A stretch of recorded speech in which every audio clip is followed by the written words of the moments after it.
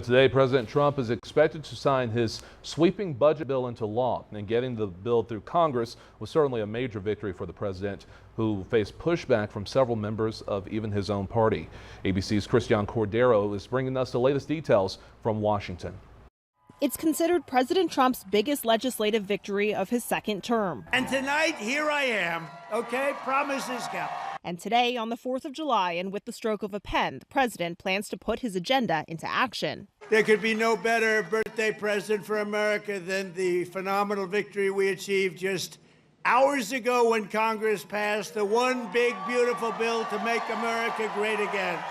Trump's signing ceremony will happen in his signature fashion, lavishly orchestrated with a flyover that includes a B-2 bomber overhead. The bill itself is controversial. It squeaked through Congress with a handful of Republicans voting in opposition. The pushback largely around its price tag, with the nonpartisan Congressional Budget Office estimating Trump's plan will add $3.4 trillion to the national debt over the next decade. Only two moderate Republicans joined Democrats in opposition to the bill's steep cuts to Medicaid that the CBO says could leave some 11.8 million Americans without health insurance coverage in the next 10 years. This is one of the saddest days in modern American history. 17 million Americans in our country are going to lose their Medicaid.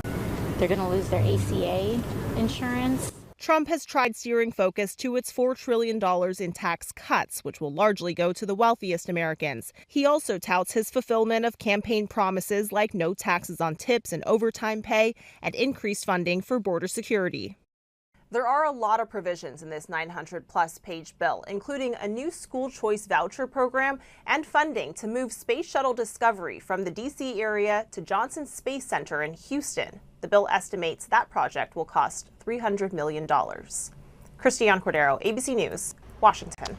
And Iowa politicians are now sharing their thoughts on the mega bill that's now headed to the president's desk. In the statement, Congressman Zach Nunn says that this bill, quote, protects benefits for our most vulnerable by cutting out waste and fraud. Nunn also says it positions Iowa farmers and producers to lead the charge in delivering affordable American-made energy.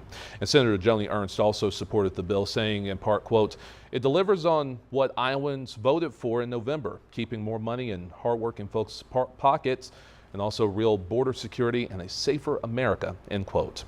On the other side, the chair of the state's Democratic Party also weighing in as Rita Hart accused Iowa's 4 Republican representatives of not listening to their constituents. Hart claims that those representatives, quote, gave away tax breaks to wealthy donors. She also said, quote, you went back on your promises. You betrayed your constituents. Now you deserve to lose your job, end quote.